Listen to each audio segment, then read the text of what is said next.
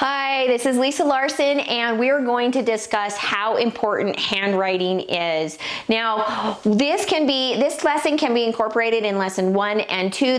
They work together, and so I really like to start handwriting in workbooks. So whatever workbook that you like, that you find, these are a couple of the workbooks I've worked in that I really like. I love The Good and the Beautiful and Handwriting Without Tears. So I just have a couple examples of some handwritings that from The Good and the Beautiful. I started my children out Handwriting Without Tears, and then I moved into The Good and the Beautiful. So I just want to discuss how important handwriting is. Now, my son Douglas, they stopped cursive in about 3rd grade. And I remember when he went to a camp and they were signing, writing a thank you card to their leader, and everybody wanted Doug to do the signing and the writing because his handwriting looked so cool, because he was the only one that knew how to do cursive. And I think it's really important, my personal opinion, that my kids are able to read my handwriting, to be able to read my parents' handwriting. They're gone, and I have letters from them, cards that they wrote, that they are able to read those things. And it kind of made me sad that these children, they could sign their name in handwriting in cursive, but they couldn't actually read it or write it in any other way. So, but whether you choose to just have them do print or to have them print and do cursive, I think it's important that they do it correctly and that it looks nice.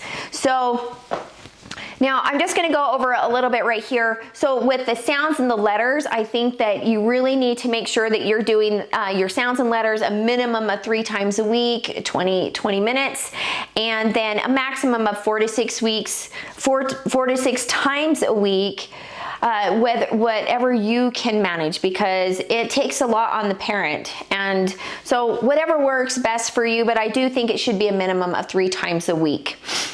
And whatever the child needs also. So whatever you need and whatever the child needs. But with handwriting, oh, it looks like I erased my W and was gonna put in a big W there. So handwriting, I feel handwriting, especially when they're young, that they need to be doing this 5 times a week. Now they can be doing it in their workbooks, or sometimes I would give them just maybe like the preamble or a scripture or a quote that you loved. So Daniel, when he was in 3rd grade, he's my 15-year-old, he took off to cursive in 3rd grade. Crazy. And he went through his workbooks super fast. So I would have him do other writings. And then the older that they get, then they also are writing a lot on their own. And so, I mean, it's just not on the computer, but they're handwriting stories and those type of things. But my son Paul, when he was in 3rd grade, I started him out with his handwriting. He's my 12-year-old. Started him out with his handwriting, and he didn't take to it. And this is his cursive handwriting. And he didn't really like to handwrite at all. And so I just backed off a little bit. I didn't give him as much. He just needed he just needed to slow down. So I actually really pushed cursive on him really about 5th grade. So that's what I mean. Fill your child out. Each child is different, and you need to work for how each child, what they need. Now, I also want to really encourage you to not push the child too hard in their handwriting, to make sure that they don't want it, you don't want them to shut down. So don't give them 5 pages of handwriting and have them shut down when they really just, should have 1 or 2 pages, but yet then they also need to be pushed. So just kind of have that balance, kind of judge your child on what they need. When I am first working with a child, I feel it's really important that you watch your child.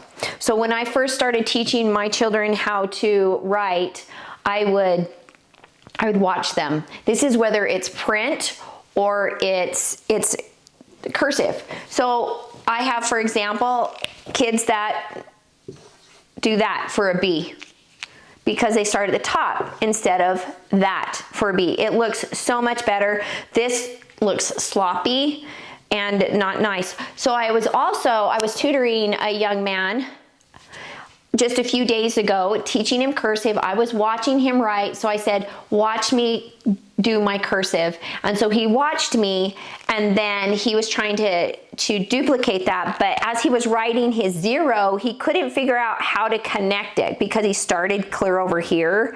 And so he did 2 circles around the 0. And so then I just guided him. I said, okay, watch me. And I showed him when to stop and when to come back around and to make the cursive nice and smooth. So just make sure that you're watching them at the beginning, so then you don't have to correct at the end, because if you have to end up correcting when all of a sudden they get used to doing something like this, it's much harder to fix. And maybe it will never be fixed unless they choose to really dig in and change what they're doing and decide to fix it. So anyways, that's all we have for our handwriting. So I'll hope to see you next time. Thank you.